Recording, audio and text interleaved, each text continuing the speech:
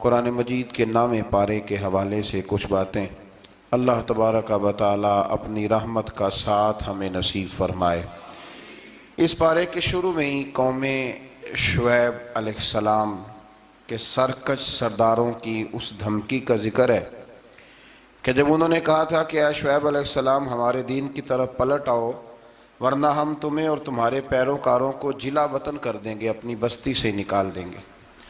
शुएब अलैहिस्सलाम ने अल्लाह ताला से इल्तिजा की कि अल्लाह हमारे और हमारी कौम के दरमियान हक़ के साथ फ़ैसला कर दे। फिर अल्लाह तबारक व तआला ने कौम समूद की तरह अज़ाब नाजिल फरमाया और उसे दुनिया से ही मिटा दिया, उस कौम को, जैसे कि वहाँ कुछ था ही नहीं। आयत नंबर 94 जो है इसी सूरह आराफ की, उसके अंदर अल्लाह तबारक व तआला ने फरमाया कि नबी को जुटलाने के बाद फ़ौरन उस कौम को तबाह नहीं किया गया, बल्कि पहले इनको सख्ती और तकलीफ़ फिर इनाम और इकराम से आजमाया गया।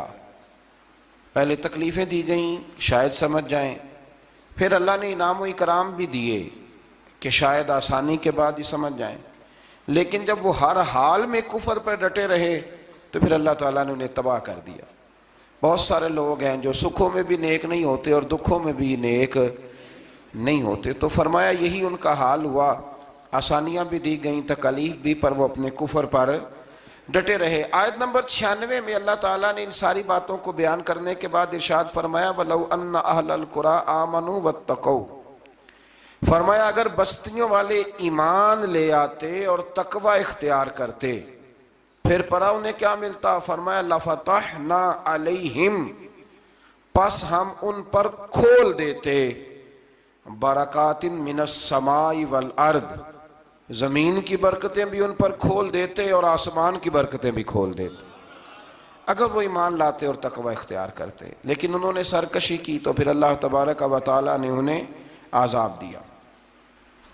इससे अगली आयत के अंदर अल्लाह तबारक व तआला ने इरशाद फरमाया, आयत नंबर 103 से लेकर 129 तक बितफसील अल्लाह तबारक व तआला ने इस मजमून को बयान फरमाया कि हज़रत मूसा अलैहिस्सलाम की बेसत और फ़िरौन और उसके पैरोकारों का जिक्र।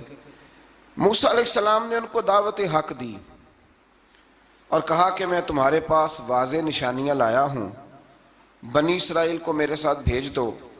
फ़िरौन ने मोजज़ात पेश करने के लिए कहा तो हज़रत मूसा अलैहिस्सलाम ने अपना असा ज़मीन पे डाला, अपना असा, अपनी छड़ी, अपना डंडा ज़मीन पे डाला तो वो एक वाज़े अज़दहा बन गया। फिर हज़रत सैयदना मूसा अलैहिस्सलाम ने अपना हाथ गिरेबान से निकाला तो वो देखने वालों के लिए रोशन हो गया, हाथ के अंदर नूर पैदा हो गया। यदे बैज़ा लिए बैठे हैं अपनी आस्तीनों में। फ़िरौन के सरदारों ने हक़ को कबूल करने की बजाय इसे जादू करार दे दिया और कहा कि ये तुम्हें अपने मुल्क से निकालना चाहता है।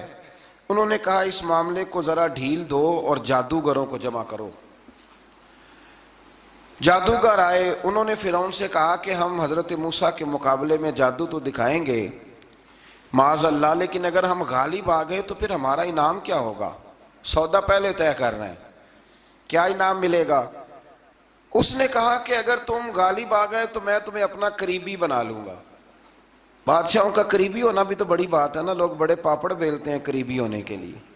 और ये जो करीबी होते हैं ना, बिलखुसूस जो बादशाहों के करीबी होते हैं, बादशाहों की तबाही का सबब भी यही लोग ही बनते हैं। ये उनको रोज़ खबर देते हैं कि सब अच्छा है, सब अच्छा है। और दुनिया के ज़्यादातर हुक्मरान इन्हीं लोगों की वजह से तबाह होते हैं, क्योंकि उनका खुद आवाम से राब्ता नहीं रहता।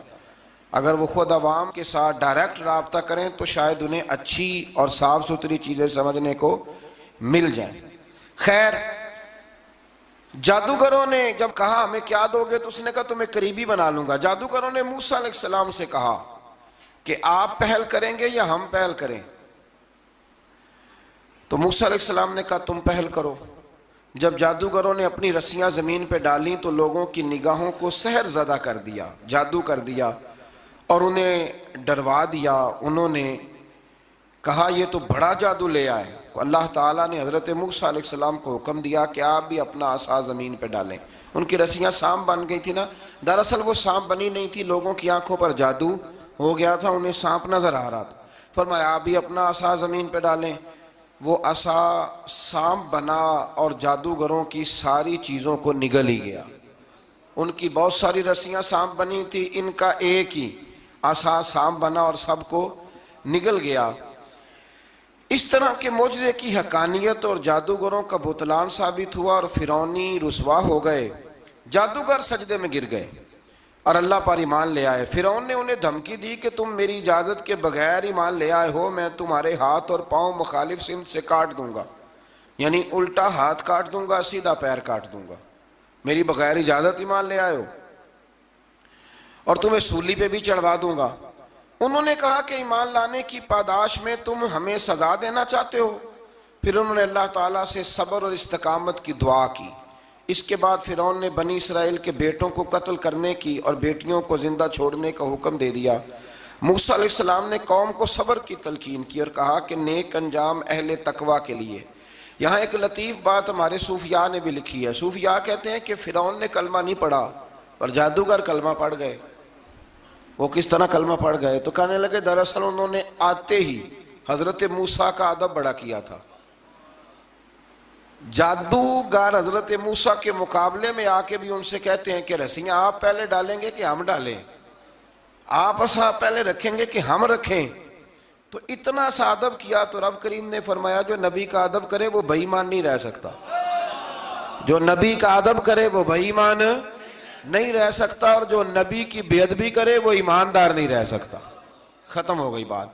यहाँ हमारे सूफिया ने ये बात लिखी है कि चूंकि उन्होंने आते ही कहा था कि आप पहले डालेंगे या हम पहले डालें, तो हजरत मूसा से उन्होंने पूछ लिया। नबी के पूछे बगैर पहल नहीं की तो अल्लाह ने उन्हें ईमान की दौलत अता कर। एक बात और ज़हन में रखें कि हजरत मूसा के पास असा था, अजदहा बन जाता था, लेकिन फिर भी जब फिरौन ने हुक्म दिया कि बेटों को जिंदा रखो, बेटियों को कत्ल करो, तो उस वक़्त हजरत मूसा अलैहिस्सलाम ने वो मौजज़ा नहीं दिखाया। जो मकाम सब्र होता है वो मकाम सब्र ही होता है। अगर मूसा अलैहिस्सलाम की नाफरमान कौम के लिए पत्थरों से पानी निकल सकता था तो मैदान करबला में रसूलुल्लाह की औलाद के लिए भी निकल सकता था, मेरे करीम महबूब अलैहिस्सलाम के ख़ानदान के लिए भी निकल सकता था। हर जगह मौजज़ा दिखाने की नहीं होती, कुछ मकाम मकाम सब्र भी होते हैं। तो यहाँ हजरत मूसा ने अपनी कौम को सब्र करने की तलकीन की। फिर आयत नंबर 130 से लेकर 143 में बताया कि अल्लाह ताला ने फिरौनियों पर कहत साली का अजाब नाजिल किया। फिरौनियों का तरीका यह था कि अच्छाई को अपना कमाल गर्दानते थे, कहते थे ये हमारी तरफ से, और बुराई को माज़अल्लाह बदशगुनी के तौर पर मूसा अलैहिस्सलाम की तरफ मंसूब करते थे। कहते थे माज़अल्लाह आपकी वजह से ये सारा कुछ हो रहा है। होते ना, नहीं कहते हैं जब से मैं वहाँ गया हूँ तब से। हमारे बुजुर्ग एक लतीफ़ा भी सुनाया करते थे कि किसी ज़िमींदार ने नमाज पढ़नी शुरू की थी तो उसके जानवर मरने शुरू हो गए। अब लोग समझते हैं कि माज़अल्लाह शायद ये किसी बुजुर्ग के सबब से ऐसा है, हालांकि ये तो अल्लाह की तरफ से आजमाइश होती है, उसकी हिकमतें होती हैं। अल्लाह तबारक व तआला ने उन पर अज़ाब क्या नाजिल किया। आयत नंबर 130 और 143 कभी आप सूरह आराफ की पढ़ें तो अल्लाह ताला ने उन पर टिड्डियों का, जुमों का, मेंढकों का और खून का अज़ाब नाजिल किया। ये किस किस्म का अज़ाब है? जुमे पड़ गए, टिड्डियां आ गई, ये अल्लाह ने अज़ाब नाजिल किया। जब वो अज़ाब में मुब्तला हुए तो मूसा अलैहिस्सलाम से कहा कि आप अल्लाह से दुआ करें कि हमसे ये अज़ाब टल जाए। अगर ऐसा हुआ तो हम ईमान ले आएंगे, बनी इसराइल को भी आज़ाद कर देंगे। लेकिन मूसा अलैहिस्सलाम की दुआ के नतीजे में जब अज़ाब टल जाने के बाद फिरौनी फिर अपने वादे से फिर गए। बनु कुरैज़ा वालों ने भी कई दफ़ा हुजूर से वादे किए पर अपने वादों पर कायम। एक बात आपसे यहाँ रोक के अर्ज़ कर दूँ, हम भी कई दफ़ा कहते हैं ज़रा ब्रेक कभी गाड़ी की नहीं ना लगती तो हम इरादा करते हैं कि आज से ही नमाज शुरू कर देनी। ज़रा तबीयत ज़्यादा लील होती है तो इरादा करते हैं ना कि भाई आज के बाद हमने नेक, फिर क्या होता है शिफा हो गई तो छुट्टी हो गई। ये तरीका दुरुस्त नहीं, ये तो कुफार का तरीका बयान किया ना कुरान पाक ने। यहाँ फरमाया जब अल्लाह तबारक व तआला ने उन्हें निजात दे दी तो अपने वादे से मुकर गए।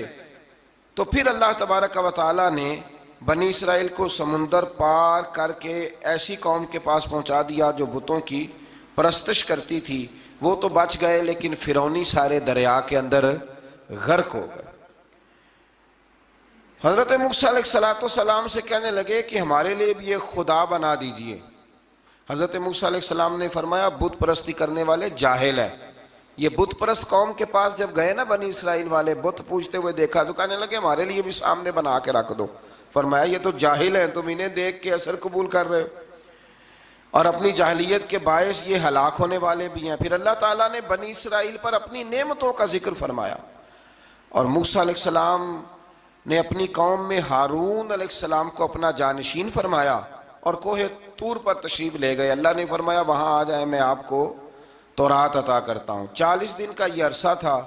मूसा अलैहिस्सलाम ने वहाँ पे जाके, वो सारा वाक़या भी इन्हीं आयात में है कि हज़रत मूसा ने अर्ज़ किया था कि रब्बे आरिनी, या अल्लाह मैं तुझे देखना चाहता हूँ। तो फरमाया लन तरानी, तू नहीं देख सकता।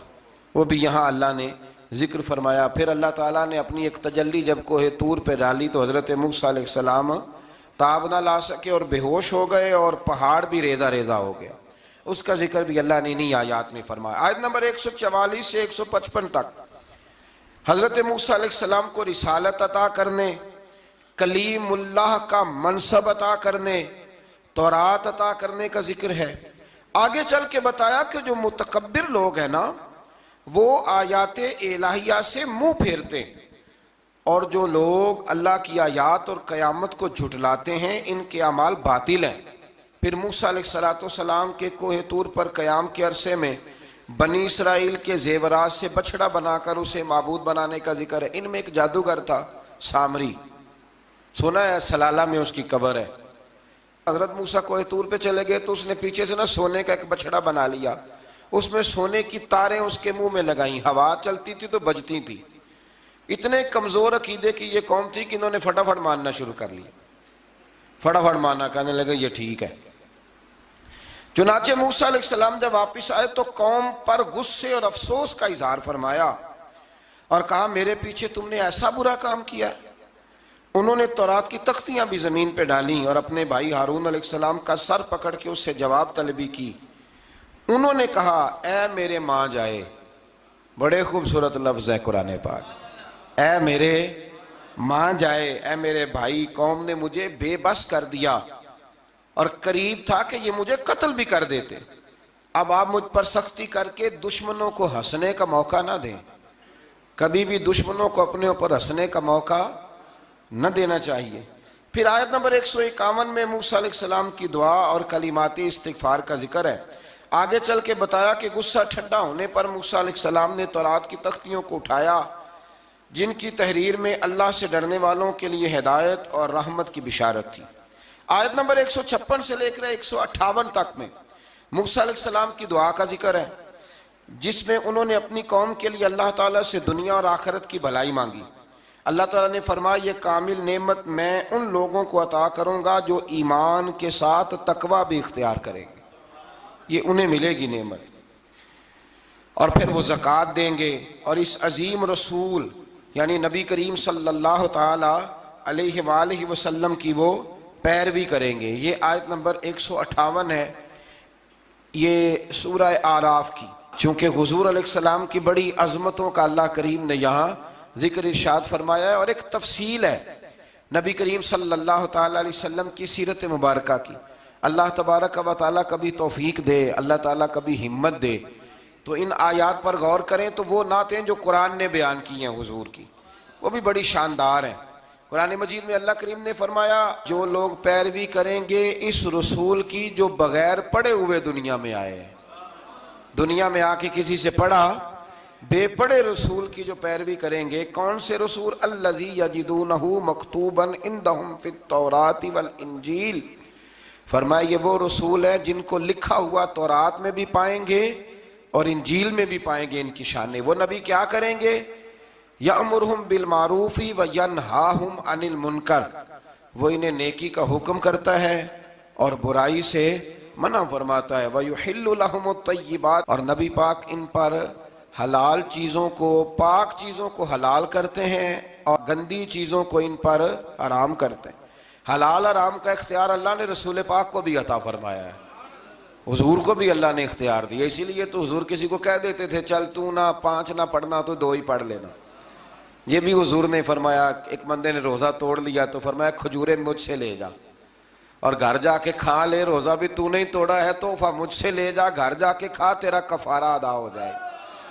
नबी पाक सल्लल्लाहु अलैहि वसल्लम ने बड़ी सारी जगहों पे इस इख्तियार को, तो कुरान मजीद ने कहा युहिल्लु लहुमुत तय्यिबात, पाक जितनी चीजें पाक थी वो मेरे नबी ने तुम पर हलाल कर दी। व युहर्रिमु अलैहिमुल खबाइस, और जो गंदी चीजें थी नापाक थी वो नबी पाक ने तुम पर हराम की हैं। जो पहले ही ठीक नहीं थी वो हुजूर ने हराम फरमाई।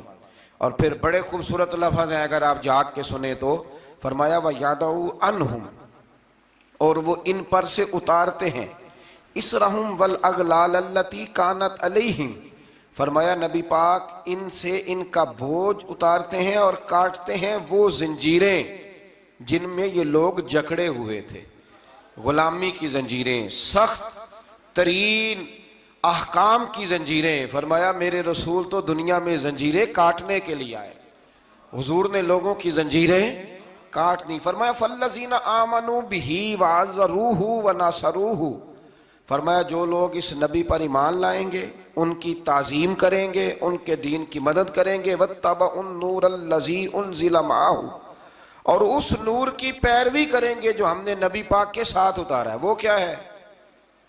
हुजूर के साथ क्या उतरा है? कुरान मजीद। फरमाया जो उसकी पैरवी करेंगे उलाइका हुमुल मुफलिहून, यही लोग हैं कामयाब होने वाले। और अगली आयत में फरमाया महबूब आप कह दें, आज फिर खुल के ऐलान कर दें, क्या का कुल या अय्युहन्नासु इन्नी रसूलुल्लाहि इलैकुम जमीया, फरमाया लोगों को बता दें कि मैं एक कबीले का, एक गिरोह का, एक मुल्क का नहीं, मैं सारे इंसानों का रसूल बन के आया हूं, तमाम इंसानों की तरफ। और हुजूर ने ऐलान फरमाया, खुद बुखारी का लफ्ज है, फरमाया उरसिलतु इलल खल्क, फरमाया मैं सिर्फ इंसानों का नहीं, जिसको अल्लाह ने पैदा किया है मैं उन सब का रसूल बन के दुनिया में आया, सब का रसूल बन के मैं दुनिया में आया हूं। तो इन आयात के अंदर अल्लाह तबारक व तआला ने रसूल करीम अलैहिस्सलातु वस्सलाम की उन सारी अजमतों को बयान फरमाया। आयत नंबर 160 में मूसा अलैहिस्सलातु वस्सलाम के पत्थर पर ज़रब लगाने और उनके कौम के 12 कबीलों के लिए 12 चश्मे जारी होने के मौजज़े, और फिर बादल के साया करने वाला मौजज़ा, मन और सलवा के उतरने का बयान भी फरमाया।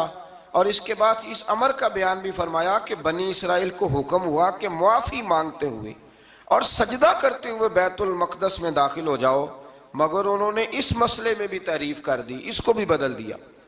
मजीद बताया कि समुंदर के किनारे जो एक बस्ती थी, इन्हें हफ्ते के दिन वहाँ मछलियाँ पकड़ने से मना किया गया था, मगर उन्होंने अल्लाह के हुक्म की नाफरमानी की, सिवाय एक गिरोह के बनी इसराइल की नाफरमानियों के बाइस अल्लाह ने उनकी सूरतों को बदल दिया।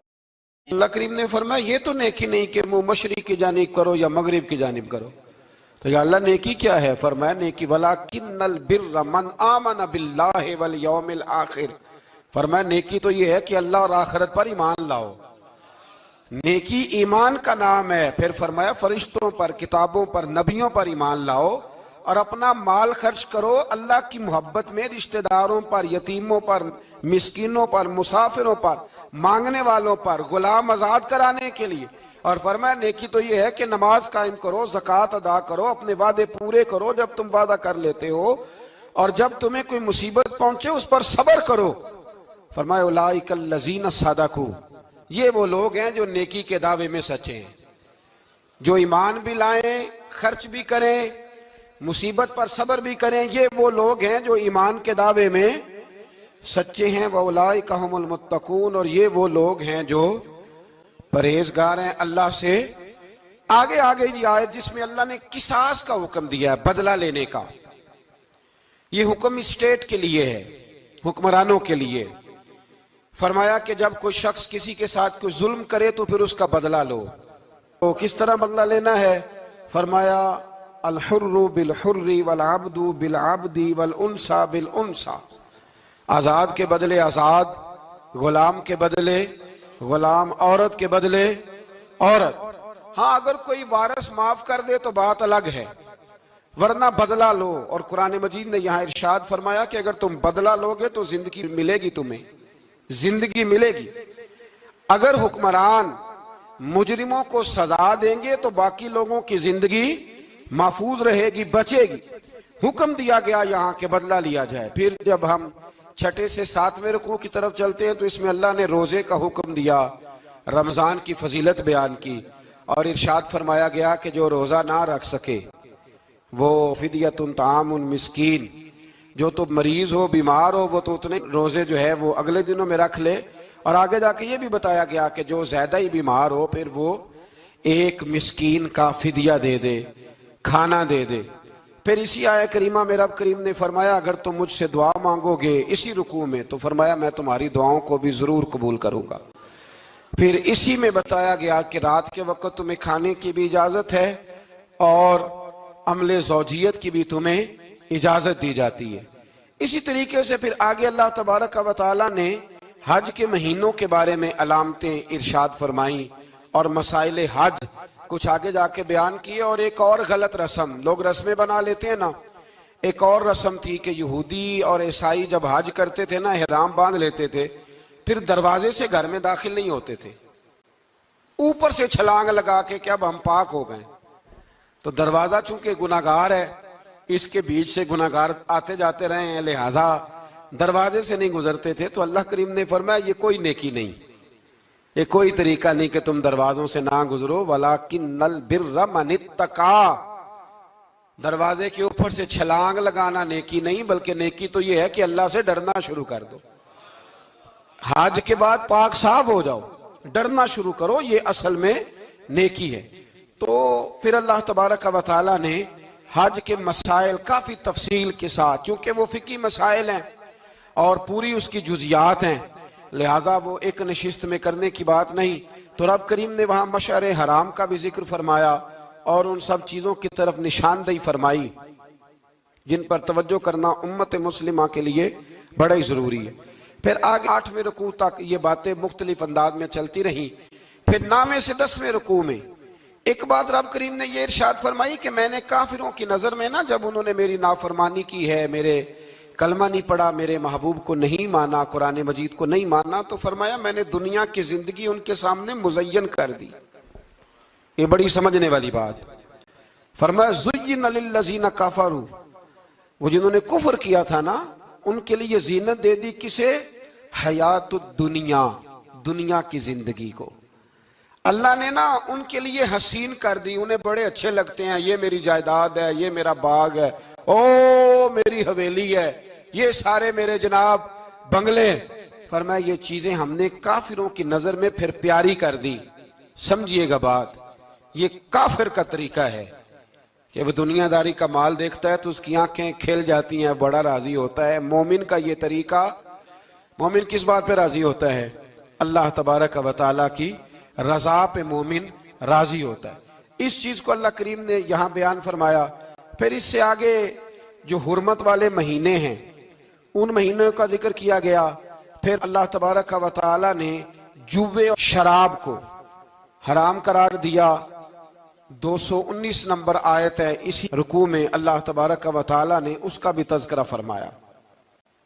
ये तफसील के साथ तज़किरे जारी रहे। फिर इसी तरह औरतों के जो हैज़ो नफास के मसाइल हैं उनको भी अल्लाह तबारक व तआला ने इसी पारे के अंदर बयान फरमाया। कुछ तलाक के मसाइल भी अल्लाह करीम ने इसी पारे 9वें रुकू से आगे जाके उन सारी चीज़ों को अल्लाह करीम ने बयान फरमाया। और फिर ये भी इरशाद फरमाया हैज़ो नफास मसाइल और तलाक, इन सारी चीज़ों को बयान करने के बाद फरमाया कि इनके मसाइल गोया सीख लो, उस पर अमल करो। और फरमाया तिलका हुदूदुल्लाह, ये अल्लाह की हदें हैं।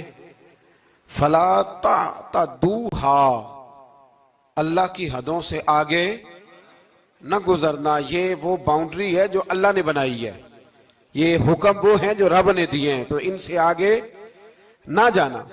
तो बित तफसील इन सारी चीजों का यहाँ बयान फरमाया गया। और वो मसाइल जो बड़ी तेजी से लोग उलझा देते हैं उनका भी अल्लाह करीम ने यहाँ जिक्र फरमाया। बीच में कुछ आयात ऐसी हैं जो ज्यादा तवज्जो के काबिल हैं और हमारी रोजमर्रा की जिंदगी में हमें उनकी बड़ी अशद जरूरत है, जो अगरचे मसाइल फिका तो नहीं लेकिन जरूरत के लिहाज से, रोजमर्रा के इखलाकी रवैयों के लिहाज से उसकी बड़ी जरूरत है। उन चंद आयात का भी हमने इंतखाब किया, इंशाल्लाह उस पर भी कुछ बात करता हूं। इस पारे के आखिर में ना अल्लाह करीम ने एक वाकया बयान फरमाया है। इसमें अल्लाह तबारक व तआला ने ना बनी इसराइल का एक वाकया बड़ी तफसील के साथ, और वो इस पारे के इख्तिताम पर अकीदे के लिहाज से, नजरिए के लिहाज से, समझने के लिहाज से बड़ी अहम चीज है, उस पर जरूर गौर फरमाएं। वो ये हुआ कि बनी इसराइल के अंदर हमेशा ऐसे होता था कि अल्लाह तबारक व तआला एक पैगंबर और एक बादशाह, बनी इसराइल के अंदर हमेशा नबी और बादशाह मौजूद रहते थे। एक वक्त ऐसा आया कि बनी इसराइल में कोई नबी नहीं थे और बनी इसराइल का जो अपना इलाका था ना वो मुल्क शाम है, तो कौम में अमाल का एक कौम थी और बड़े सख्त गिर लोग थे। उन्होंने बनी इसराइल वालों के साथ लड़ाई की, जिहाद किया और इन्हें इनके इलाके से निकाल दिया। और कुछ हजरत यूसुफ अलैहिस्सलाम के ज़माने में वैसे भी एक बहुत बड़ी तादाद जाके मिस्र में आबाद हो गई थी। अब ये हुआ कि इनके पास कोई बादशाह नहीं है, ये बार बार दुआ करते हैं, इल्तिजा करते हैं, तो अल्लाह ताला ने एक पैगंबर इन्हें अता किए जिनके मुख्तलिफ नाम किताबों में हैं। सदरुल अफाजल रहमतुल्लाह अलैह ने तफसीर खज़ाइनुल इरफान के अंदर उनका नाम हजरत शमवील अलैहिस्सलाम लिखा है। हजरत शमवील अलैहिस्सलाम को अल्लाह ताला ने नबुव्वत अता फरमाई, और जब हजरत शमवील अलैहिस्सलाम अल्लाह के नबी हुए, बनी इसराइल वालों को यकीन आया कि अल्लाह ने अल्हम्दुलिल्लाह हमें एक नबी के झंडे तले जमा कर दिया है, तो फिर उन्होंने कहा कि आप हमारे सामने एक बादशाह भी मुकर्रर करें ताकि हम उसकी सरपरस्ती में जिहाद करें। जब इन्होंने ये बात की तो अल्लाह तबारक व तआला ने हजरत शमवील अलैहिस्सलाम के जिम्मे लगाया। तो एक उस जमाने में अल्लाह के नेक बंदे थे, जनाब तालूत अलैहिस्सलाम उनका नाम था। तो हजरत शमवील अलैहिस्सलाम ने उन्हें कहा कि अल्लाह करीम ने ना तुम्हारा बादशाह तालूत को बनाया है, उनका नाम भी कुरान मजीद ने जिक्र फरमाया है। तो बनी इसराइल के लोग कहने लगे ये तो गरीब आदमी है, वो बकरियां चराया करते थे लेकिन इल्म में बड़े पुख्ता थे, वजूद में बड़े ताकतवर थे। तो कहा कि ये तो गरीब आदमी है, तो हम तो ज्यादा हक रखते थे कि हमें बादशाह बनाया जाए। तो हजरत तालूत अलैहिस्सलाम के बादशाह बनने के बाद हजरत शमील अलैहिस्सलाम ने जो बात की, अल्लाह करीम ने उसे कुरान मजीद में बयान फरमाया। रब फरमाता है बस्ततन फिल इल्म वल जिस्म, इसे इसलिए तुम्हारा बादशाह बनाया गया है कि इसे हमने कुशादगी दी है, इल्म में भी और जिस्म में भी। बड़े माशाल्लाह मोटे ताजे थे, वजूद बड़ा ताकतवर था। कुछ मोटे ताजे होते हैं पर ताकतवर नहीं होते, मोटे ताजे भी थे और ताकतवर भी थे। फरमाया कि वजूद में भी ताकत है और इल्म में भी अल्लाह ने इन्हें वुस्सत अता फरमाई। तो बनी इसराइल वाले कहने लगे जी नहीं जी, कोई बंदा और आ जाए, ये हमारा बहुत बड़ा मसला है ना जी, हर एक की मर्जी की ना तो बात हो सकती है और ना हर बंदा हर एक की मर्जी पर पूरा। कहने लगे नहीं जी, कोई और होना चाहिए था, हमें कैसे पता चलेगा कि अल्लाह ने मुकर्रर किया है। बड़ी खास बात है, इसको समझिएगा, ये सारा मजमून आपको मिलेगा इसी पारे के आखिर में। आप पढ़ेंगे ना जी तो ये सारा मजमून आपको मिलेगा, और आप अगर सरसरी नजर से भी इसका मुताला करेंगे ना, जाके कुरान शरीफ खोल के 15वें से 16वें रुकू में, आप खुश होंगे कि आप कितने अच्छे नजरिए और अकीदे के मानने वाले हैं। तो जब कहा ना कि तालूत को हमारा बादशाह बनाया गया तो दलील क्या है, तो कुरान कहता है कि हजरत शमवील अलैहिस्सलाम ने फरमाया कि तुम्हारा एक ताबूत था, एक संदूक था तुम्हारे पास, वो संदूक तुम्हारा कौमे उमाल का उठा के ले गई थी। इनके बादशाह होने की दलील ये है कि अल्लाह तुम्हारा वो संदूक तुम्हें वापस कर देगा, वो तुम्हारा संदूक तुम्हें वापस कर देगा। उस संदूक में क्या है, वो हजरत आदम जन्नत से साथ लेके आए थे, उसमें था क्या, तो कुरान मजीद कहता है कि उसके अंदर ना हजरत हारून अलैहिस्सलाम और हजरत मूसा अलैहिस्सलाम के तबर्रुकात थे। तबर्रुकात, कल मैं एक मौलवी देख रहा था, बेचारा एक बंदा ना मस्जिद नबी के साथ गुलाफ और शायद कोई कफन था, वो मस्जिद नबी की दीवारों से मस कर रहा था, तो वो कह रहा था नहीं इससे क्या होता है, तबर्रुक कोई चीज़ नहीं, अच्छे अमाल की वजह से बंदा बख्शा जाएगा। मैंने कहा तू मुझे मिले तो मैं तुझे बुखारी खोल के दिखाऊं कि हज़रत अब्दुर्रहमान इब्न औफ जिन्हें हुजूर ने कतई जन्नती कहा, हुजूर के वजूद पर कुर्ता देख के कहने लगे हुजूर बड़ा ही सोना लग रहा है। तो फरमाया तुझे चाहिए, हुजूर मिल जाए तो क्या ही बात है। नबी पाक ने अता किया तो सहाबा कहने लगे अब्दुर्रहमान आपको तो जरूरत नहीं थी, आपके पास तो बड़े लिबास हैं, तो ये कुर्ता हुजूर ने कबूल कर लिया, कोई लेके आया और आपने मांग लिया। तो वो रो पड़े, कहने लगे पहनने के लिए नहीं मांगा, ये हुजूर के जिस्म से लग गया है, मैंने कफन बनाने के लिए मांगा है। तू कहता है हुजूर के तबर्रुक में खैर कोई नहीं। और आप यकीन करें उन लोगों पे हैरानगी है, हमने भी मरना है ना जी, बड़ी जल्दी कब्र में जाना है, वक्त का कुछ पता नहीं, लेकिन इतने अंधे होकर लोग चीजों को देखते हैं और इस तेजी के साथ गुमराही फैलाते हैं। मुझे बाकायदा किसी ने वीडियो भेजी और कहने लगे जी देखें कितनी अच्छी बात कर रहा है, लोगों को समझाएं। तो मैंने कहा नहीं, इसको समझाने की जरूरत है। और मैंने उसको देखा है, वो जो लाल रुमाल वाला मैंने देखा है, वो ढूंढ ढूंढ के जाहिलों को पकड़ता है, तलाश करता है, और अगर कोई मिल जाए बात बताने वाला तो फिर वो खुद पकड़ा जाता है, और कई दफा पकड़ा गया तो निकल गया है। अल्लाह ताला हमें समझने की तौफीक दे, हम सियाने हो जाए तो ये दूर दूर तक नजर नहीं आएंगे इंशाअल्लाह। तो वो ताबूत आएगा, बनी इसराइल वालों से कहा ताबूत में क्या था सुन लो, और ये कुरान मजीद है। आज मेरी मानना ये 15वें से 16वां रुकू जरूर ही पढ़ना कि वो आखिर ताबूत में क्या था, खोलना जरा।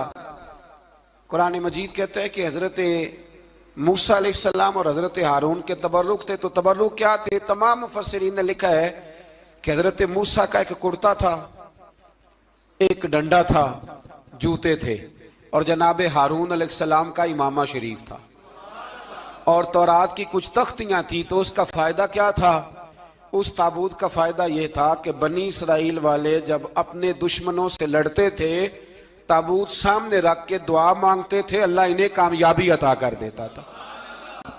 तो कौम मालकों को भी पता चल गया कि संदूक में कुछ है जिसकी वजह से ये कामयाब हो जाते।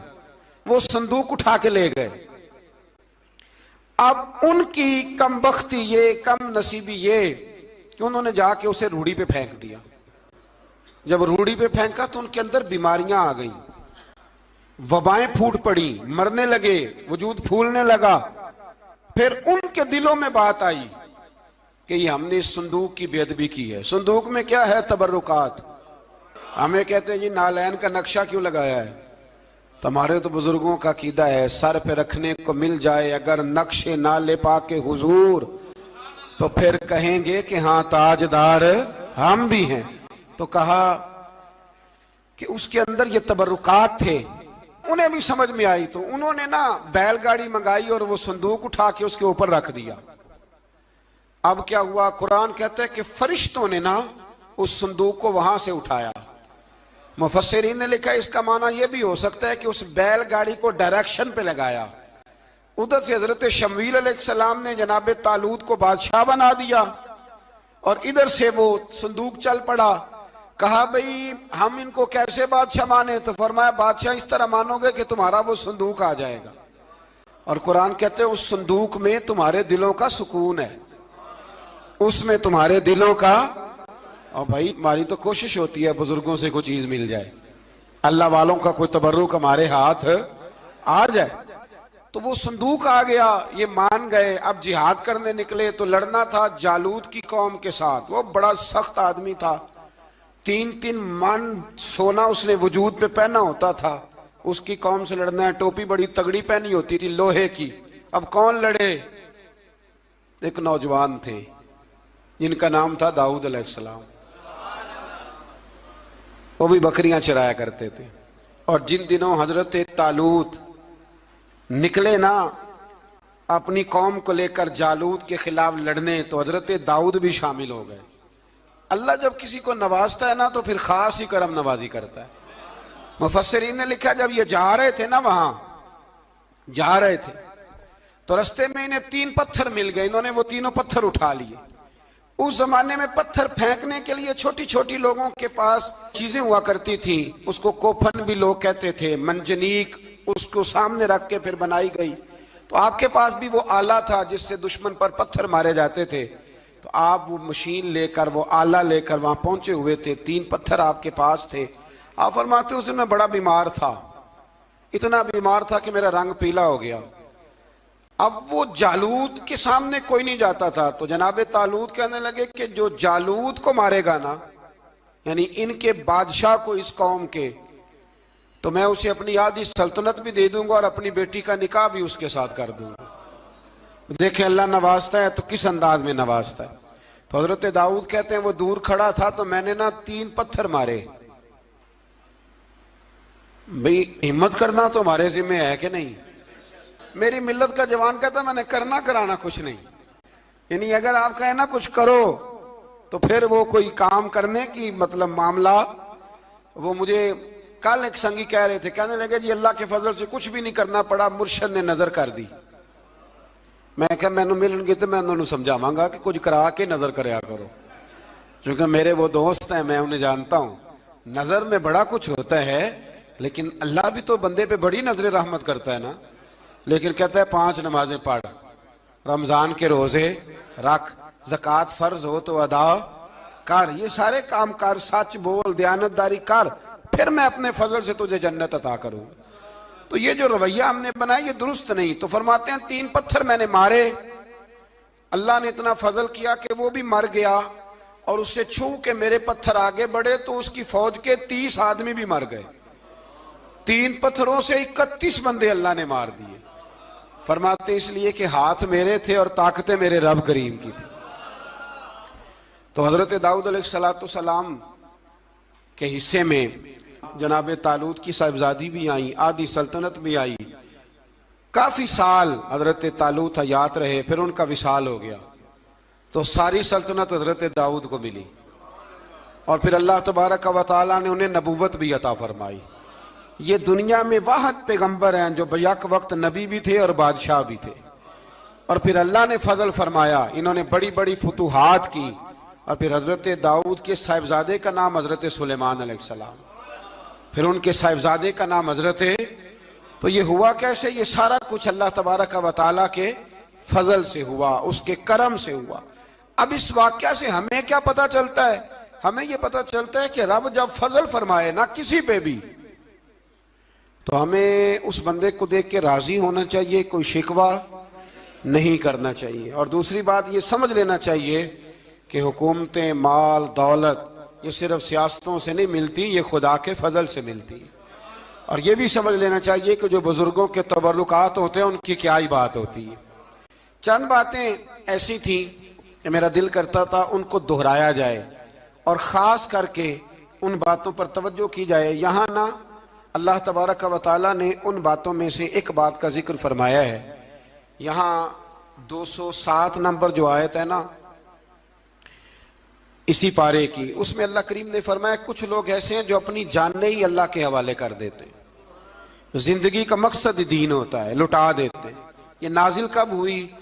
यह आया मुबारक हजरत सुहैब रूमी के बारे में नाजिल हुई। हजरत सुहैब रूमी रदी अल्लाह तआला अन्हु बड़े मालदार थे। मक्के से जब चले ना तो सारा माल मक्के में छोड़ दिया, इसलिए कि अल्लाह के रसूल मदीने चले गए।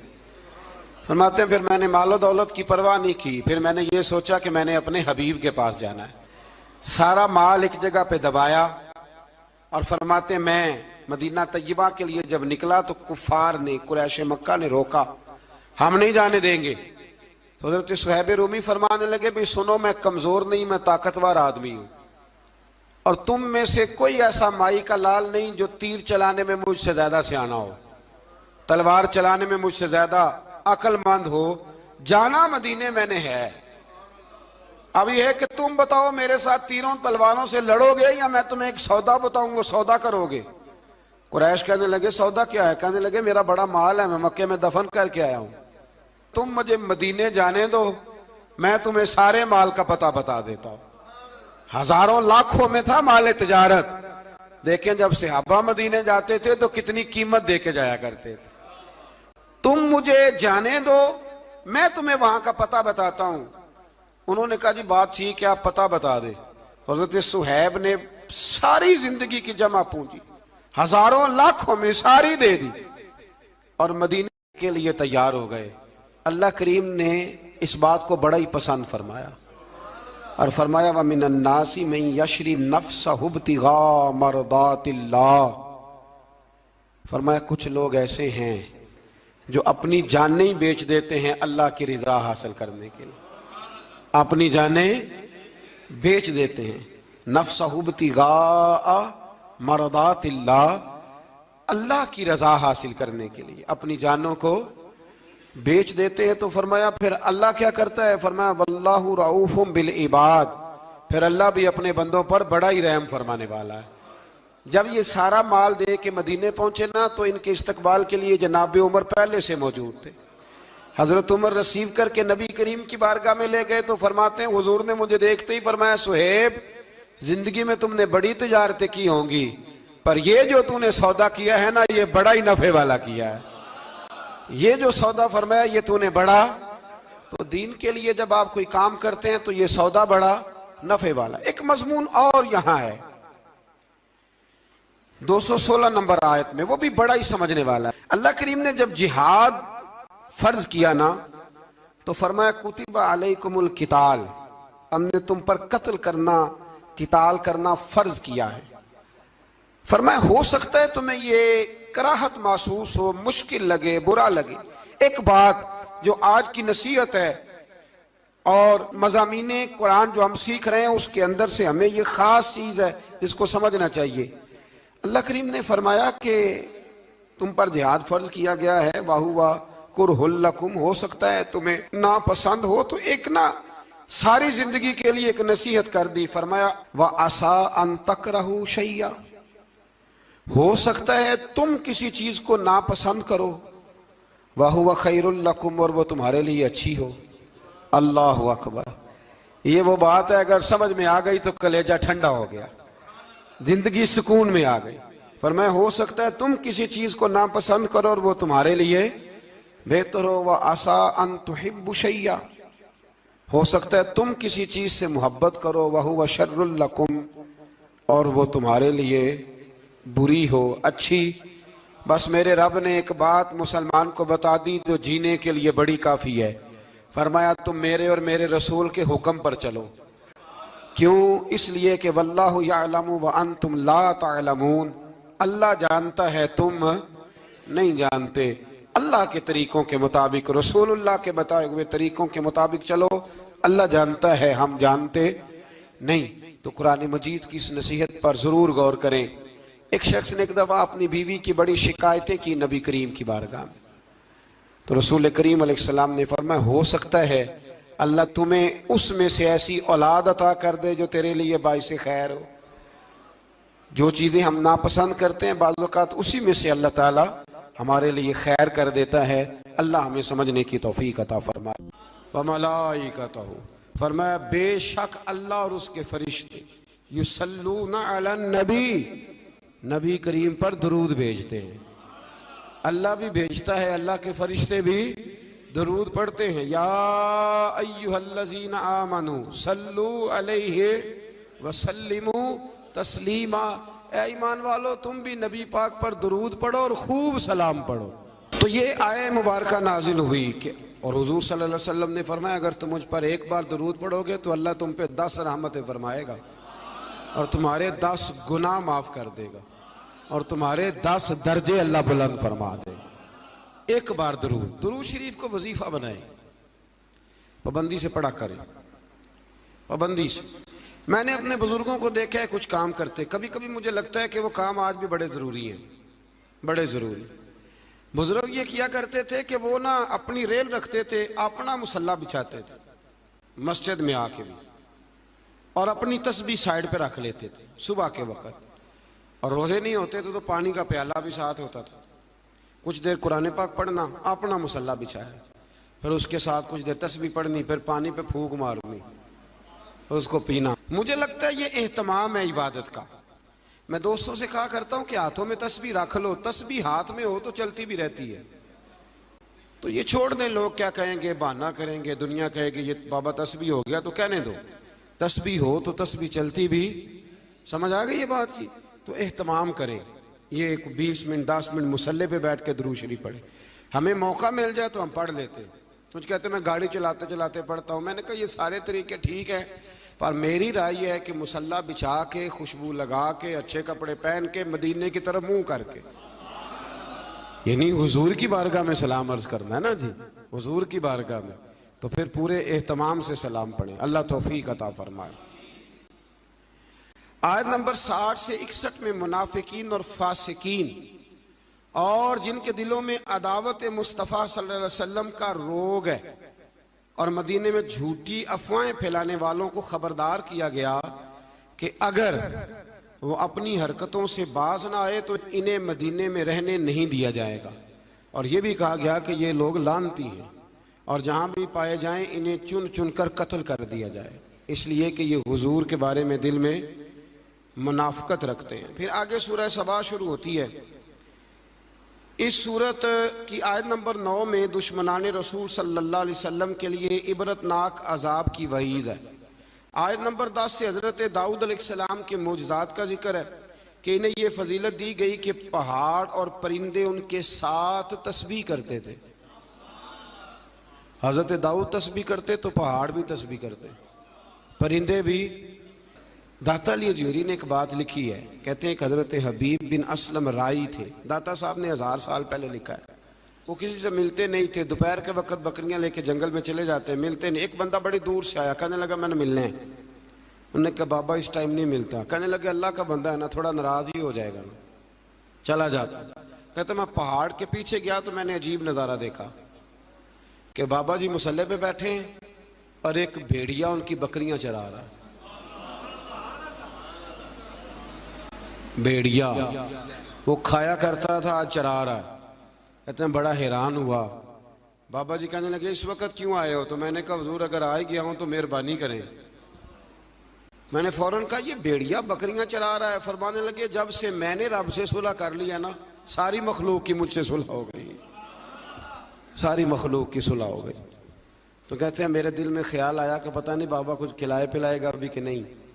तो कहते हैं लकड़ी का प्याला पहाड़ के नीचे रखा तो वो शहद से भर गया, फिर मैंने वो पिया, दोबारा रखा तो दूध से भर गया, फिर तीसरी दफा रखा तो वो पानी से भर गया।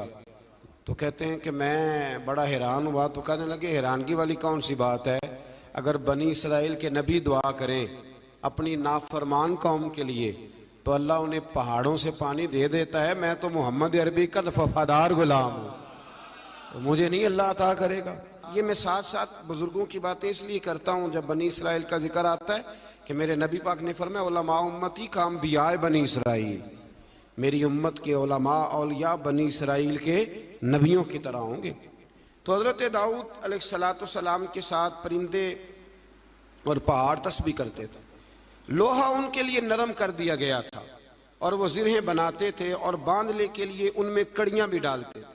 इसी तरह सुलेमान अलैहिस्सलाम के मोजज़ात का जिक्र है कि हवा उनके तख्त को तेज रफ्तारी के साथ उड़ाकर ले जाती थी और अल्लाह तबारक व तआला के हुक्म और इज़्न से जिन्नात भी उनका हुक्म मानते थे, जिन्नात भी उनका हुक्म। और इसमें एक वाक़े की तरफ भी इशारा है। वो हुआ यूं कि हज़रत सुलेमान अलैहिस्सलाम ने ना बैतुल मुक़द्दस बनानी शुरू की तो ड्यूटी जिन्नों की लगा दी। फरमाया चलो बनाओ, ये कुरान मजीद में जिक्र है। हज़रत सुलेमान अलैहिस्सलाम ने जिन्नों की ड्यूटी लगाई तो पता था आपको कि मेरा वक्त भी करीब है। बाज़ मुहद्दिसीन ने लिखा है कि ये 12-15 साल की उम्र में या 20 साल की उम्र में बादशाह बन गए थे, बड़ी थोड़ी उम्र में। तो उनको पता था मेरा वक्त करीब है। तो बैतुल मक़दस जो है उसकी तामीर का आगाज़ तो किया था हज़रत दाऊद अलैहिस्सलाम ने, इनके वालिद ने। वो विसाल कर गए थे, इनको वसीयत कर गए। हज़रत सुलेमान हम उसको उन्हीं बुनियादों पर बना रहे थे तो ड्यूटी लगाई जिन्नों की कि बनाओ। पता था मेरा वक्त करीब है तो अर्ज़ करने लगे मालिक अगर मैं दुनिया से चला भी जाऊं तो इनसे पोशीदा रखना, चला भी जाऊं तो इनसे पोशीदा रखना, जिन्नों से। मैं पर्दा कर गया हूं तो अपनी लाठी पर टेक लगा के खड़े हो गए, जिन काम करते रहे, वो करते ही रहे, करते ही रहे, करते ही रहे। उनको पता था कि हजरत सुलेमान खड़े हैं, जरा भी हरकत की ना तो नाराज हो जाएंगे। कुछ ने लिखा है कि कई महीने बीत गए, हजरत सुलेमान खड़े हैं। जब काम मुकम्मल हो गया ना तो फिर अल्लाह ने हुक्म दिया जमीन को कि सुलेमान को नहीं, उनकी लाठी को तो खा जा। तो फिर लाठी को जमीन ने खाना शुरू किया। वो लग जाती है ना कुछ चीजें लकड़ी को जो खाती हैं, ने खाना शुरू किया तो डंडा टूटा तो आप जमीन पे तशरीफ लाए। फिर जिन्नों को पता चला कि हजरत सुलेमान तो विसाल कर गए। कितनी देर ऐसा रहा। अल्लाह तबारक व तआला कितने महीने नबी, ये कुरान मजीद पढ़ रहा हूँ, आप 22वें पारे की तिलावत करें तो अगर हजरत सुलेमान कितने महीने इंतकाल के बाद भी खड़े रहे तो उनको कुछ नहीं होता, तो बताइए ना फिर हुजूर का वो फरमान कितना हक और सच है कि अल्लाह ने हराम कर दिया है जमीन नबियों का वजूद खाती नहीं। इन्नल्लाह हर्रमा अलल अर्द अन ताकुल जसादल अंबिया फनबियुल्लाह हय्युन, फरमाया अल्लाह ने हराम कर दिया है जमीन पर वो नबियों के जिस्मों को खाती। अल्लाह के हर नबी जिंदा है और वो रिस्क दिए जाते हैं। अल्लाह समझने की तौफीक दे। फिर आयत नंबर 22 से मुशरिकीन के बातिल माबूदों की बेबसी का भी जिक्र है और यह कि अल्लाह ताला के हुजूर उसके इज़्न के बगैर किसी को शफात की मजाल नहीं। अर्ज करेंगे वो अल्लाह तबारक व तआला की इजाज़त से करेंगे। आयत नंबर 28 में रसूल करीम अलैहिस्सलाम की रिसालत आम्मा का जिक्र है। आम रिसालत है नबी पाक कि आपकी दावत पूरे आलम इंसानियत के लिए, और ये सारा आलम इंसानियत आपकी उम्मत दावत है। और जिन खुश नसीबों ने ईमान कबूल कर लिया वो उम्मत इजाबत है। एक है नबी पाक की उम्मत दावत, तो वो जिसका अल्लाह रब है ना, उन सब की तरफ हुजूर रसूल बन के आए, यानी सबको हुजूर ने दीन की दावत देनी है।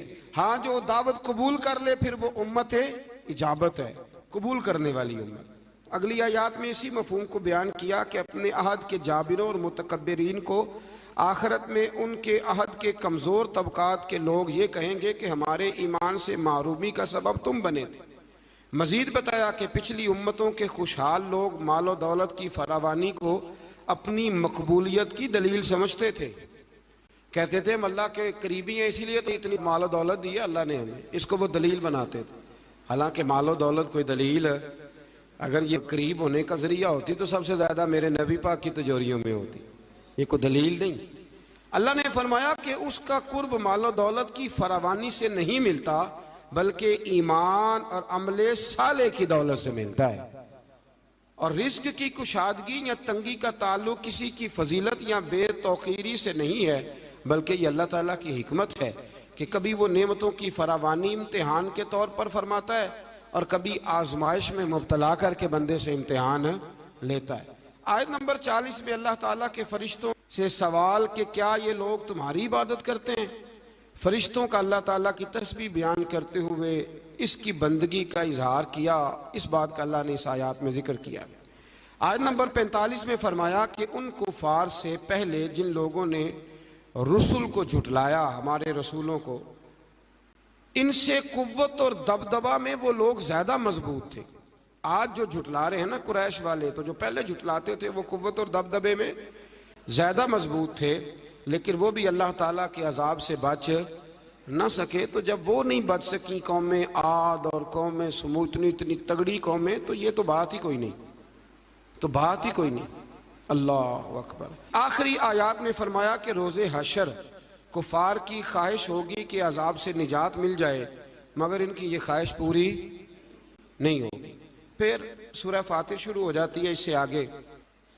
तो इसकी आयत नंबर 5 में तमाम इंसानों से खिताब करते हुए फरमाया कि क़यामत का वादा हक है और दुनियावी जिंदगी की लज्जतों में खोकर कहीं धोखे में ना पड़ जाना। और शैतान तुम्हारा दुश्मन है, इसलिए तुम भी उसे अपना दुश्मन ही समझो, उससे जराने लगाने की जरूरत, उससे दोस्तियां ना करते फिर उसके लिए तैयारी ना करो। ये रमज़ान के आखिरी दिन शुरू हो जाते हैं तो हमारे बच्चे मोटरसाइकिलें तैयार करनी शुरू कर देते हैं, यानी ऐन रमज़ान में। मुझे कुछ लोग कहते हैं कि ईद वाले दिन बड़ी तूफान बदतमीजी होती है, तो मैं कहता हूँ कि अल्लाह ताला हमें माफ करे। होती ईद वाले दिन है पर इसकी तैयारी रमजान में होती है। तो कितना बड़ा जुर्म है। यानी इधर चांद रात का ऐलान होगा तो उधर तमाशा लग जाए। हमें एहतियात करनी चाहिए। हुजूर अलैहिस्सलाम ने फरमाया तो ये जो चांद रात होती है ना, ये तो मजदूर को मजदूरी मिलने का वक्त होता है। तो लोग हैं कि वो खेल कूद में लग जाते हैं। अल्लाह समझने की तौफीक दे। आयत नंबर 9 से 13 तक एक बार फिर अल्लाह ताला की कुदरत के तहत बारिश के निज़ाम का जिक्र है। इंसान को इसके जोहर तख्लीक की तरफ मुतवज्जे किया गया ताकि सरकशी का शिकार ना हो। और वो ये कि मादा के पेट में हमल को भी अल्लाह जानता है, और ये कि किसकी उम्र में दराजी है या किसकी उम्र में कमी है, वो सब अल्लाह ने किताब तकदीर में लिख दिया है। आयत नंबर 12 से फरमाया कि मीठे और खारे पानी के समुंदर बराबर नहीं होते। मीठे और खारे पानी के समुंदर बराबर नहीं होते, लेकिन फरमाया सब समुद्रों से तुम्हें मछली का ताज़ा गोश्त मिलता है, पानी जैसा भी हो, और तुम उनसे पहनने के जेवर भी निकालते हो, और कश्तियाँ पानी को चीरती हुई चली जाती हैं। निज़ाम लैलो नहार और शम्सो कमर उसी के हुक्म के ताबे, उसी के हुक्म के। ये चांद सूरज अगर किसी इंसान के कब्जे में होते तो कब से इख्तलाफ हो गया होता। कोई कहता उधर से निकल, कोई कहता कम से कम जो हुकूमत बदलती वो तो ज़रूर बदलती एक दफ़ा। ये पिछले लाया है, लिहाजा माज़अल्लाह हम नहीं चलने देंगे। तो अल्लाह ने फरमाया ये अल्लाह के ताबे। रात दिन का आना भी अल्लाह के, और निज़ाम शम्स व कमर भी अल्लाह के। आयत नंबर 18 में बताया कि कोई बोझ उठाने वाला दूसरे का बोझ नहीं उठाएगा, यानी हर एक को अपने अपने अमल का जवाब देना होगा, और जो तज़किया और तकवा इख्तियार करेगा तो उसका फ़ायदा उसी को पहुँचेगा।